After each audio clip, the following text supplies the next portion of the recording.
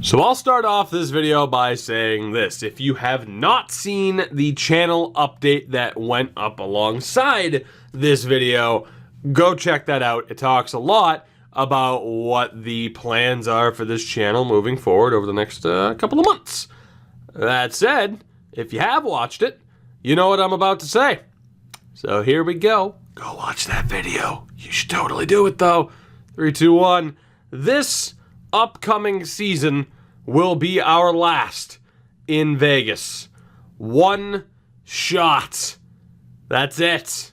One more chance to win one more cup. There is never a good time, for the most part, to end a series like this. Obviously, if you look at other series where it's like, okay, we're towards the end and a team wins the cup, then yeah, you end it.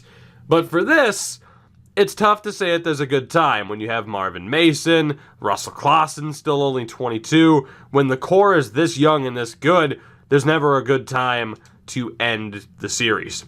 Which is why I'm not ending it right now. This team, this group of players deserves one more opportunity to go out on top and to prove that they are as good as we all hoped they would be, and legitimately as they are. Sure, the Stanley Cup is Tampa and Nashville, but hopefully here, as the Chicago Wolves may walk away with some silverware, but I'm not going to pay too much attention to it, sorry to them. Hopefully, we have what it takes to get the job done in this upcoming season. Now, how crazy are we going to go? Not really. I'm not going to sit here and trade away every prospect and every pick as the Chicago Wolves do end up winning the Calder Cup. Nashville wins the Stanley Cup, so if it makes you feel better to know that we lost to the eventual winner, there you go.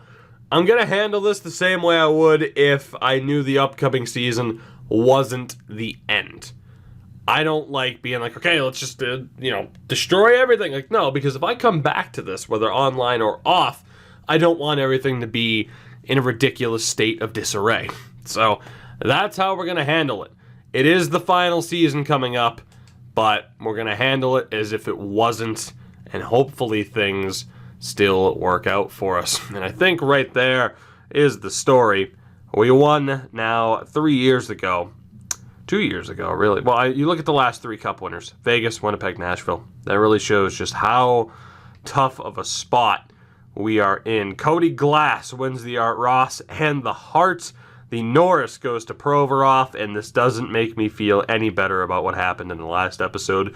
Lady Bing to Cody Glass. Ottoson wins the Calder. O'Neill the Conn Smythe. Nedeljkovic the Vezina. Vasilevsky the Jennings. Gervais Chouinard as well. Schuster the Maston. Lalonde. The Selke. Cody Glass the Ted Lindsay. And Punanov's the Rocket Richard. Down in the AHL, no familiar names outside of the goaltender Coburn, who managed to win the MVP of the playoffs. So there you go. A decent bit of silverware added to the collection as we do take home a Calder Cup.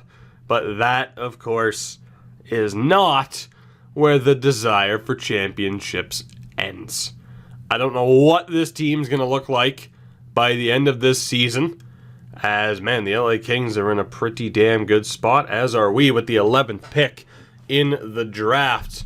I can't help but think, to begin with, that there's not going to have to be much in terms of change. This roster is still good to go.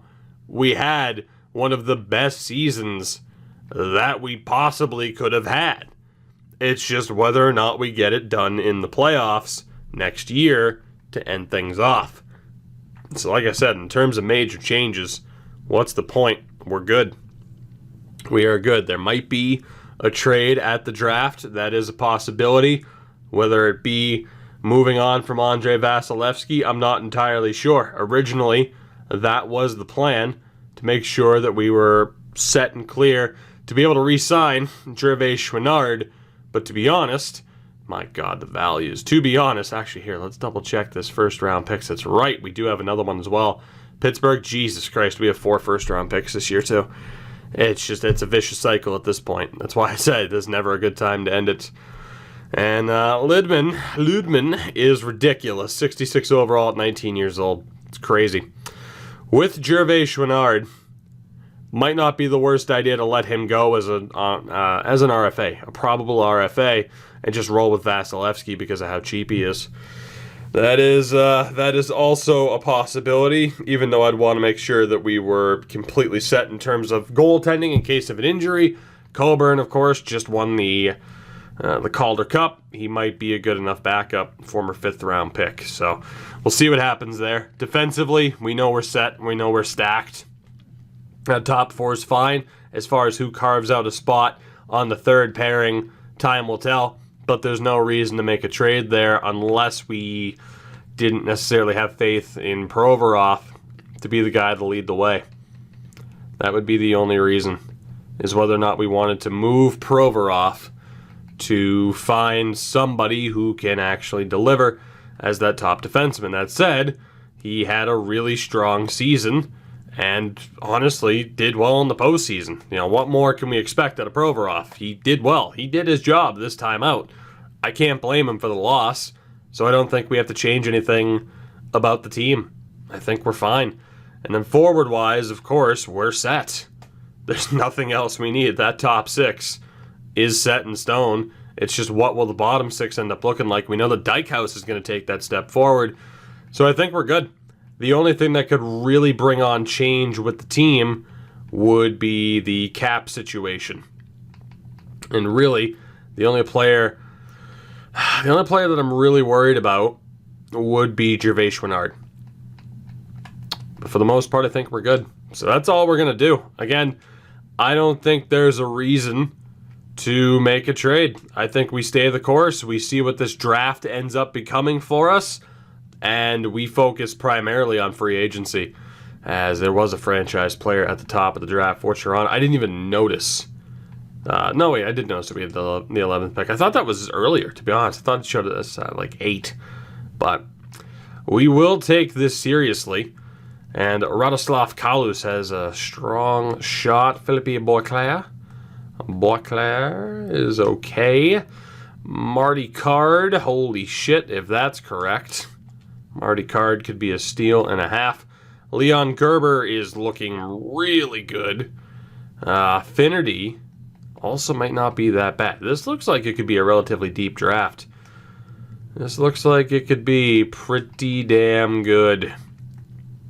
As I'm just double-checking potentials. If we could trust McGillis there.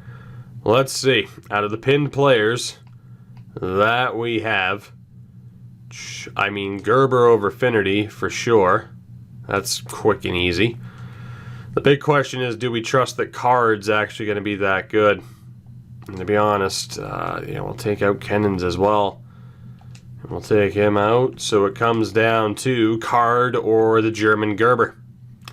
And I think we have to probably risk it and hope that Marty Card is as good as potentially advertised, even though it's not a guarantee.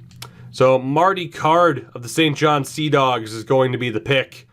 And Marty Card is pretty damn good. A 75 overall, medium top 6 with the 11th pick. I will take that every day of the week.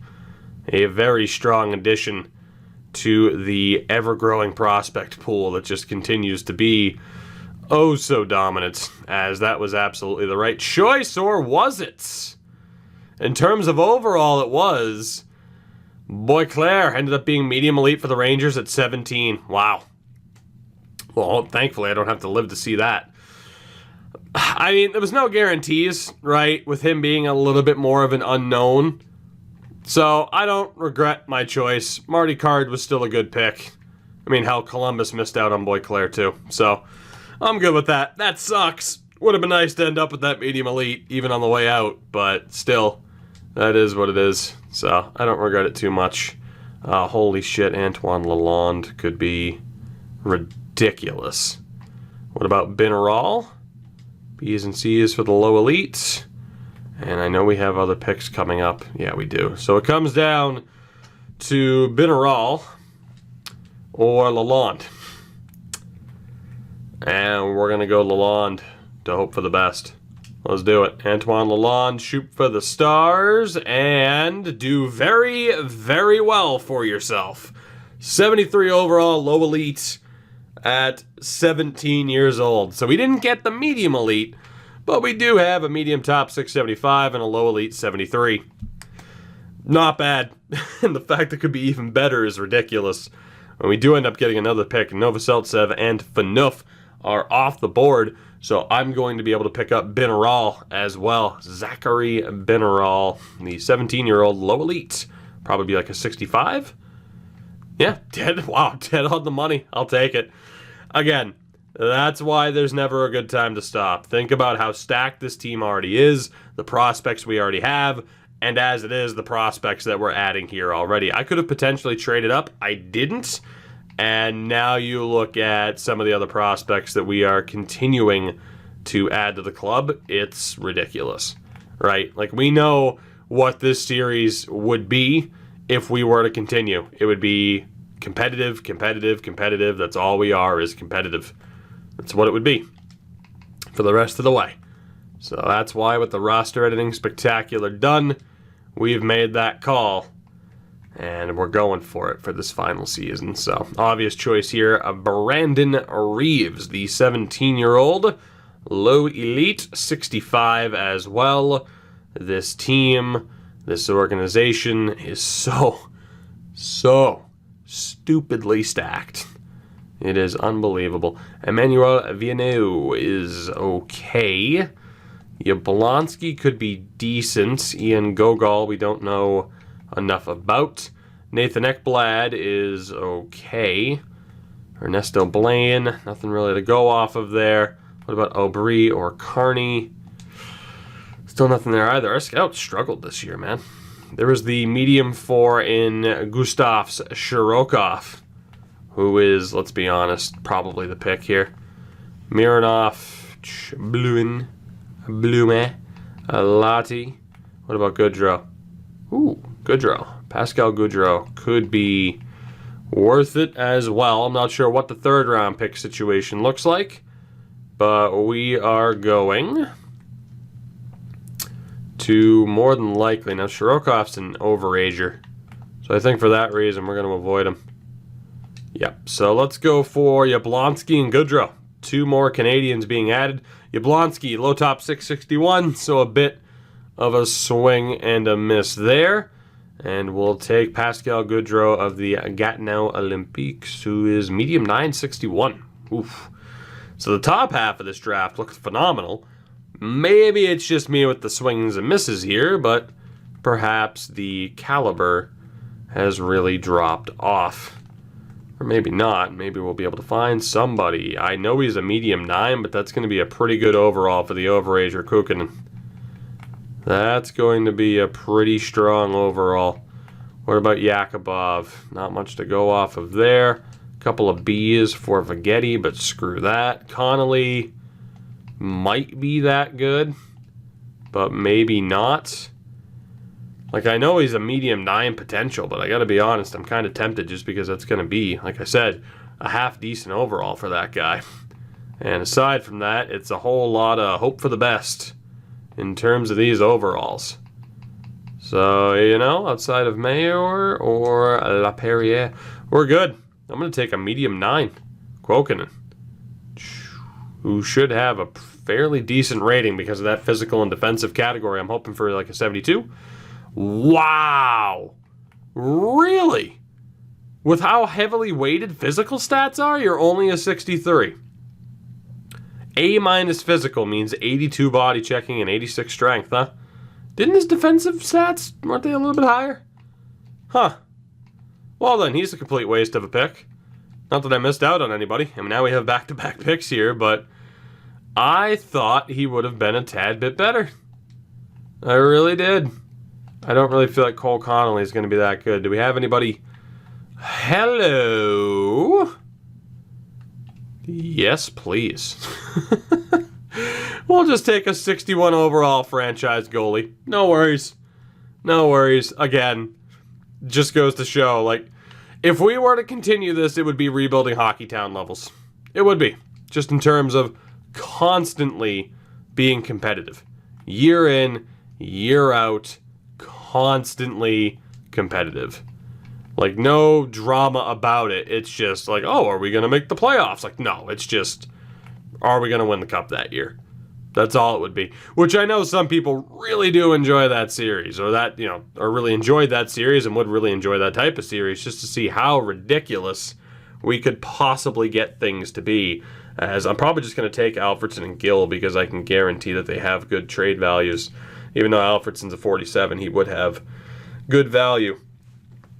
Like I said, in the update video at least, some things are still up in the air as far as not having everything pinned down with what we're doing moving forward.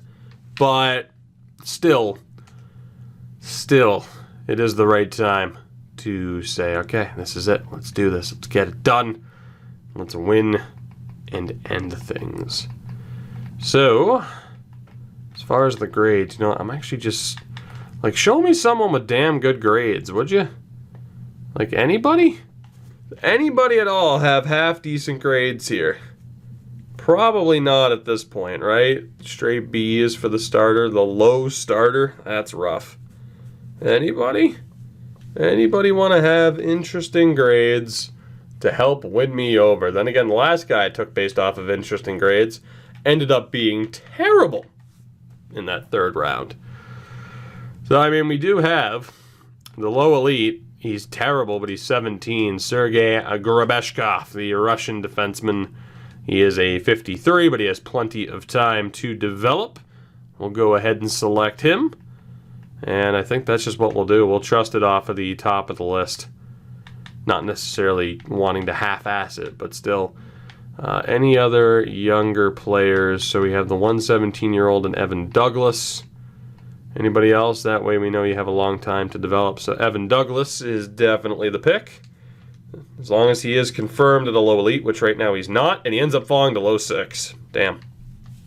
Well, it was worth the risk at the very least, because if he was low elite at 17, he definitely would have developed into a monster. And aside from that, don't really have anything on the grades.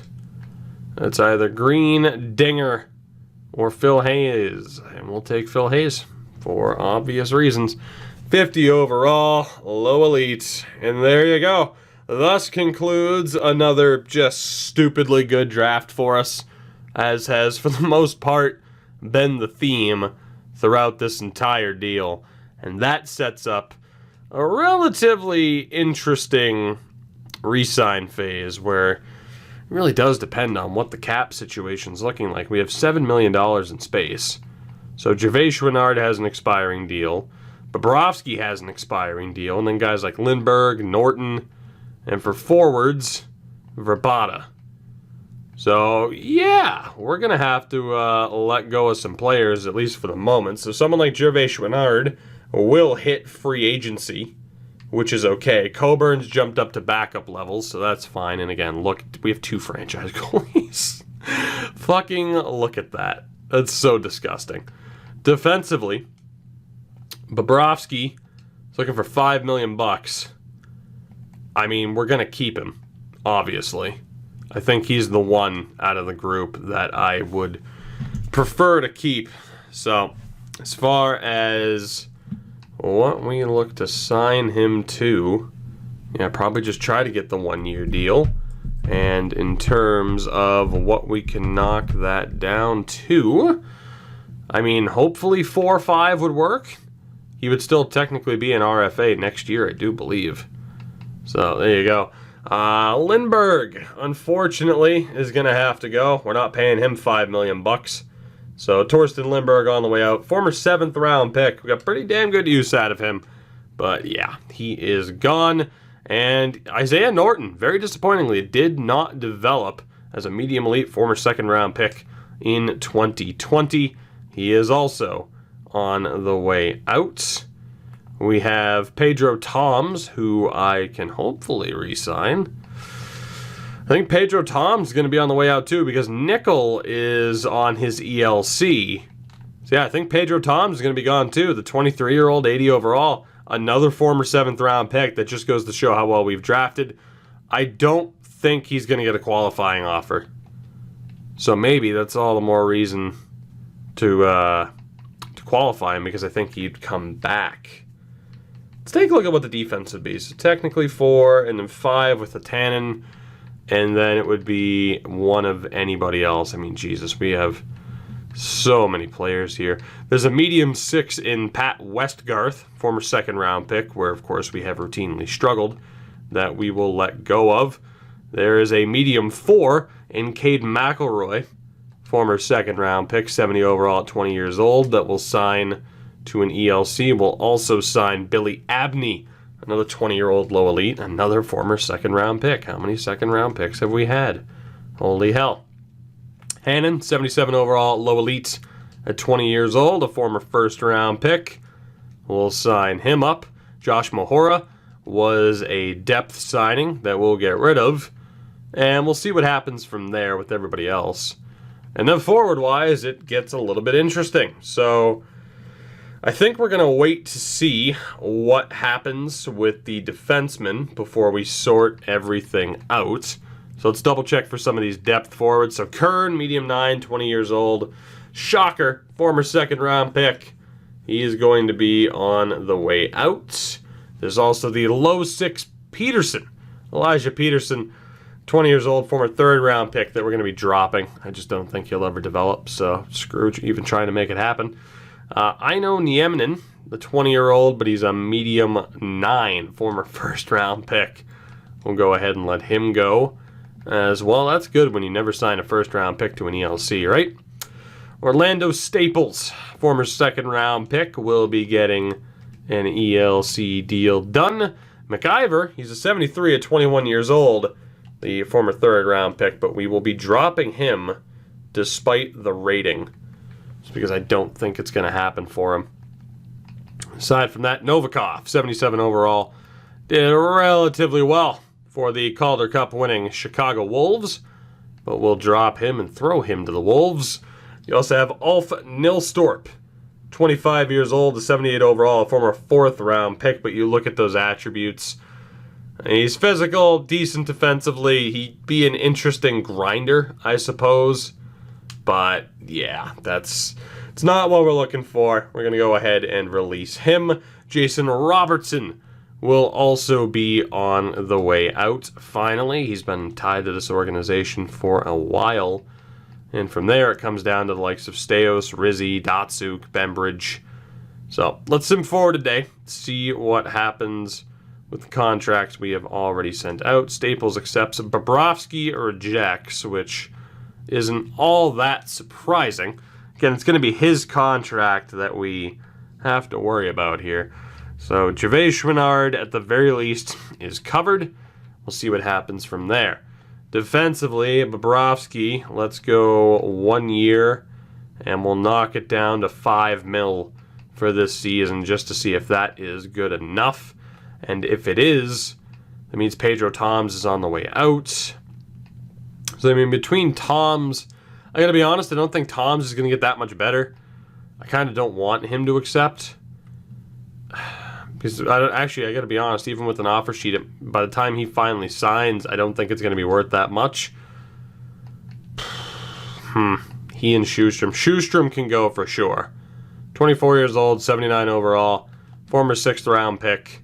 There's just really nothing there, although he's not looking for that much. So let's just say that's the 6, and then Nickel, Schustrom, obviously Louis Belpedio can go. So that would be 3 with McChesney, 4, 5, and 6, 7, 8, 9. So yeah, ideally, we would still get rid of some defensemen. So I think McChesney and Schustrom are gone because they're not going to get any better. And while they would make the Chicago Wolves better, they just won a Calder Cup, so they're fine. So the former 5th round pick, Toby McChesney, who's actually still currently hurt, is going to be dropped. Frederick Schustrom, a former 6th round pick. We did so well in terms of drafting at least decent defensemen later on. He'll be dropped as well. And I think, just to get it over with, and to be honest, I don't even really want him on roster, Pedro Toms is going to be dropped as well. So the big thing here is to absolutely sign Bobrovsky. That'll open up room to sign someone like Matty Kerman as well down in the AHL. So for forwards, Still don't quite know. To be honest, I mean, Verbata, obviously, will be offer sheeted. That's the first step. Hudson Bembridge is looking for under $2 million. So I guess the big question here, we have our main 6 and 7, 8, 9, 10, 11, and 12 with Dykhouse. So between guys like Fedorov, Rizzi, Datsuk, Holt, I don't know who exactly is going to fill out this roster. How much is Datsuk looking for? 1.7? I think Kirill Datsuk's going to be dropped. Yeah, Kirill Datsuk's going to be dropped. Former 4th round pick. Just not going to happen, though. We'll let him go for now. Rizzi isn't going to be made much better. A former 2nd round selection at 20 points in 82 games this year. I'm not sure what he's looking for. I don't really care. I'm going to drop him as well. I don't really care about getting anything back for him. Steos, 80 overall at this point. Former 6th round pick. We're going to release him. And Hudson Bembridge, who this season, 32 points in 82 games. He's looking for under $2 million. I think Bembridge, at the very least, will be brought back. We're going to try $1 million, 1 year, 1 way to get a really cheap offer in there to Hudson Bembridge. But outside of that, I'm not against trying to save a little bit of money. Bobrovsky signs, Bembridge signs, and we're looking pretty damn good. Pretty damn good. So we are going to have some players go to free agency as RFAs. Verbata might not be one of them. Yeah, Verbata probably won't be one of them. So let's go 1 year. Let's go 1 year at, say, well, no, we'll give him 3x2. We'll give him 3x2, and that should be fine. And then as far as what happens with Gervais Chouinard, I might move somebody here. I might not, and we might just go with Vasilevsky and Coburn. As crazy as that is, again, the plan is Verbata accepts, so we're good to go. The plan was to hopefully have Gervais Chouinard be ready to take over, and hopefully after a cup win, which did not happen, of course. As far as scouts are concerned, I'm not too afraid about necessarily losing any. I'll sign some probably in a moment, but let's see what we have here. We don't have much in terms of cap space, so it'll be interesting to see what happens with Gervais Chouinard. Coburn is there as a potential backup, and I guess it really does depend on just how much is offered to Gervais Chouinard. Our top 4 is locked up, and for the most part at pretty good prices, so there's really nobody to move there, unless we wanted to have Hatan and Nickel and maybe Hannon or Kerman also be on the NHL roster, as far as like the bottom 3. So don't really know if I feel like that's necessary. And then forward wise, of course, Mason, Klassen, Lackey, Glass, Goldobin, Fotinos, all signed to quite a bit. Someone like Fedorov might be overpaid, but there's really nowhere where we're going to be able to save money. It's just Gervais Chouinard's gone.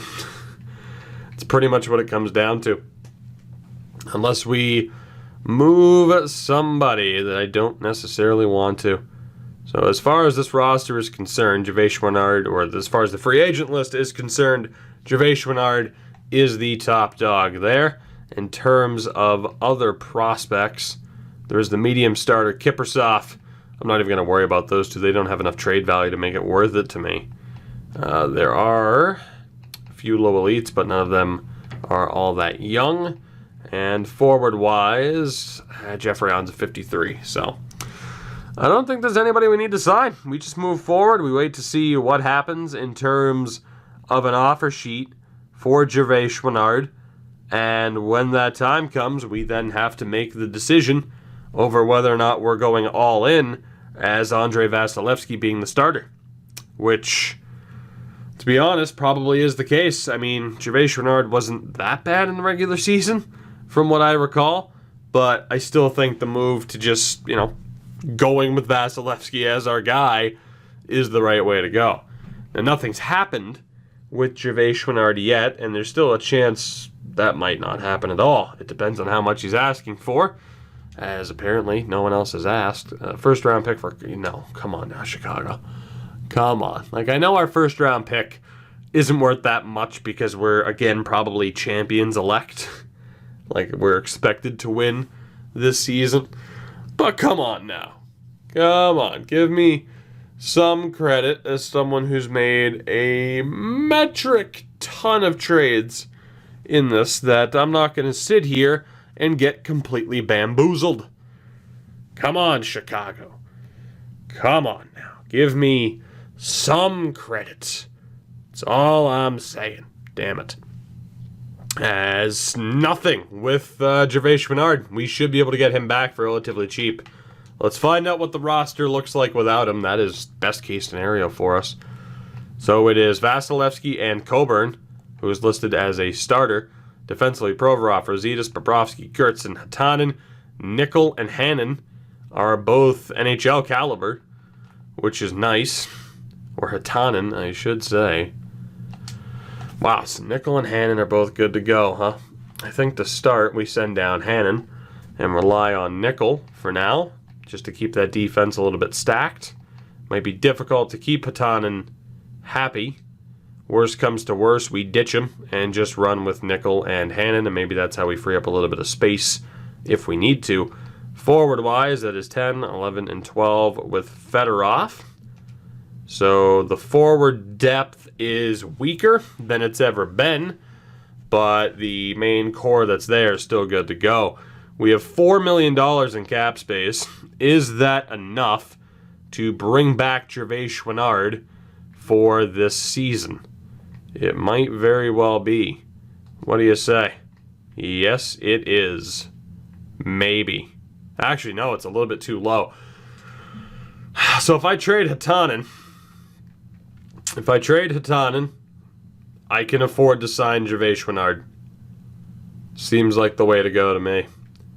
Especially, too, because I wouldn't want to stunt someone's development, and Hatanen's kind of low end for someone who expects to be a top 4 defenseman. There's no way he's getting that time, and at a medium 4, he's not getting that much better. So we're going to move on from the former first-round pick. And to be honest, Matty Kerman might end up taking over for Hannon by the end of the season. We are going to sign Kerman. So I think we're okay. And as far as goaltenders go, I think it ends up being Coburn and Whitaker in the AHL this year, with Bradford as the scratch start. And then again, you look at Forster, Ludman, like it is just straight filth. The caliber of players that we have, joining this roster sooner rather than later. Just absolutely ridiculous. And then as far as the NHL is concerned, again, we'll wait to see if certain guys like Bykov, I think it's Bykov or Bykov, and Dubinsky, how close they can get to NHL caliber. It's going to be interesting, but we will try to move on from Hatanen. We'll try to send him to the Eastern Conference, just so that we don't have to deal with him for the most part. And New Jersey looks like it might be a fit, as they're looking to move on from 28-year-old Nico Hischier.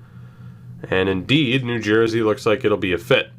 Can we get a first and a third for Hatanen? Not quite. What about a first and a fifth for Mr. Hatanen? Not quite. What about just a first? No.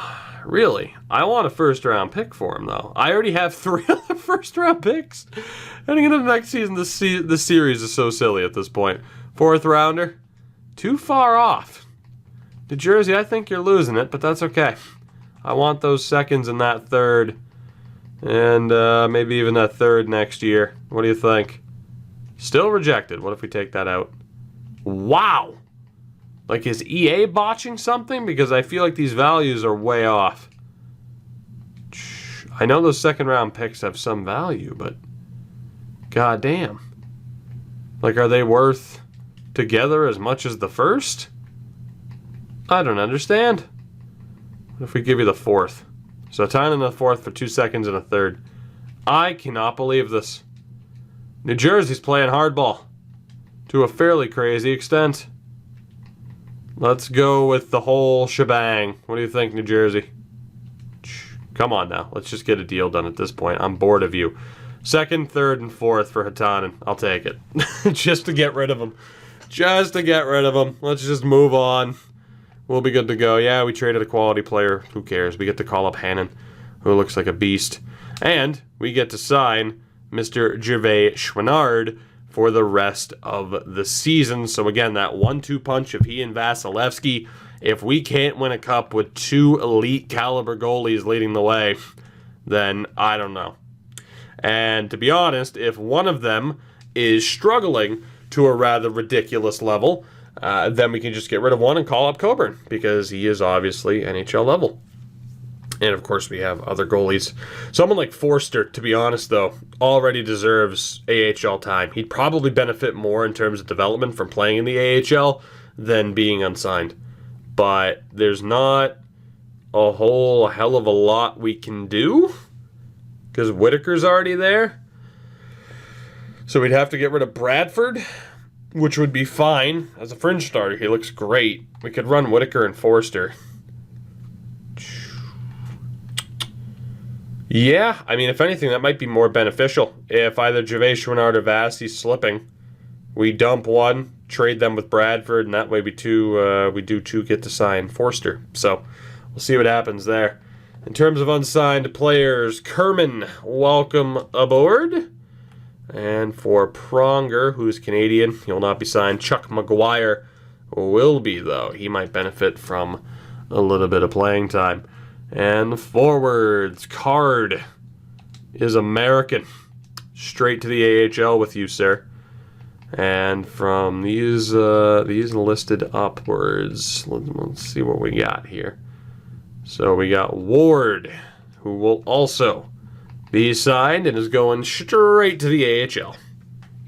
Aside from that, we now await to hear from one Mr. Gervais Chouinard. He should be signing. There it is.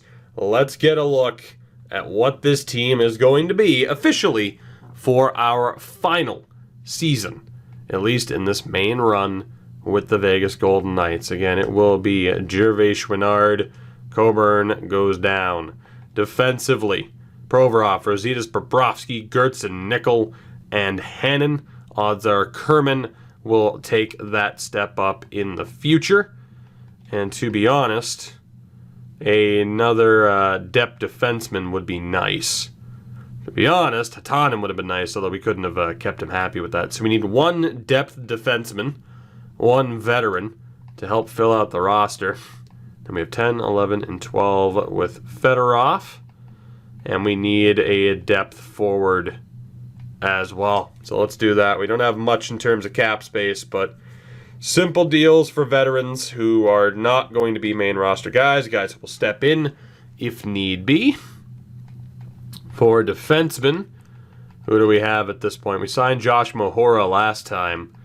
Paul Ledoux, Eric Gustafson, Rob O'Gara, Duncan Siemens, Simon Siemens, Lindbaum, Mackenzie Weegar. Let's go back up to the top. Let's go with Paul Ledoux. Paul Ledoux can do the job. And for forwards, it's going to be Riley Nash. Riley Nash will be that depth of veteran presence, just in case of injury throughout the regular season.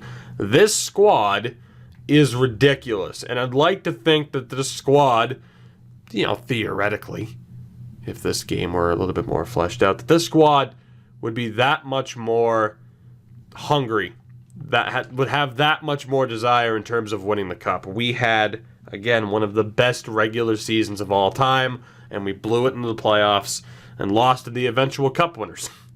It's time to get back on track. It's time to do what we know we are capable of doing, and that is to win the Stanley Cup, to make this final season one to remember and to end things on a Dan high note, as we're just forcing every pun. Apparently we'd be over the cap if I called up Riley Nash. So that's fine. I'll keep that in mind. And, of course, if there's an injury, we'll call him up. Or Paul Ledoux will just play in general. So, as far as what we're looking like here, it's still Mason, Glass, Clausen, Fotinos, Goldobin, and Lackey. Third line, though, Jeremy Dykhouse is there with Leddy. Actually, let's take a look here. So Leddy, 31 points last year. Bembridge, 32 points last year. Lindgren, 31 points last year. Verbata with 38. Fedorov with 29. You tell me what you think the combination should be as far as who plays where, because I don't know. Aside from the fact that Dykhouse is going to be probably that third line center, it should probably be actually Fedorov and Dykhouse as the centers based off of overall grades. So let me know what you think. Third line, Leddy and Lundgren, Bembridge, Verbata. Out of those four, which two play on the third line with Dykhouse? And then defensively, again, it's still silly. Rositas, Provorov, Bobrovsky, and Gertson. Still looking pretty damn good. Nickel and Hannon, welcome aboard. The goaltenders, Vasilevsky and Maxime Gervais-Chouinard. Down in the AHL, just to showcase what we have there as well, Bradford will be a healthy scratch in favor of Whitaker. Coburn as the starter. He's way too good for this league. Defensively, let's see, we'll be taking out Rick Brown, obviously, who is not ours. And that'll make space for Crab and Diamore. Diamore will be the healthy scratch. So we have our medium fours at the bottom. And that is it. So we will be going with Kerman and Abney, Crab and McElroy, Butler, and Chuck McGuire. So the defense for the Chicago Wolves is still looking pretty respectable, I have to admit. Forward-wise, we'll obviously look to take out Riley Nash if we need to. Let's take a look here. So Warren Tutu is ours. Currently scratched, and among the right wings, I think that's it, right? So it's just Tutu that's scratched? Indeed it is. So congratulations to one Warren Tutu. I hope you can play center. You can't. What are you? Medium 6 at 22? You know what? You can be a healthy scratch because you're kind of garbage. So in terms of sorting this out, we got our low elites, a whole lot of them. We got our medium elites. We got a medium 6 who will drop down to the bottom of the barrel. We got a low 6, which is kind of rough. We'll have Staples be ahead of Nash, actually. And let's see, what else can we do here? So again, the low elites and the medium elites. That's just the one sorting trick that needs to be done. So there we go. Top line, all medium elites, just for the sake of getting them the most playing time. Bykov, Pajot, and Dubinsky. And again, with those low elites, we'll go off of overall here. So it'll be Holt, Volchenkov, and Forsstrom on that second line. So that line should be cleaning up this season. Third line of Rankin, Ward, Staples. Fourth line of, let's go with Millen, Strong, and Riley Nash. Both teams set up to do very well. We still have the question of who plays where, of course, in terms of line combinations, but we should be golden. The Golden Knights. One season left. Thank you guys for supporting this series, but again, we are not done yet. Can we end this series on a high note? Can we win one more Stanley Cup before calling it a day? That journey begins in the next episode.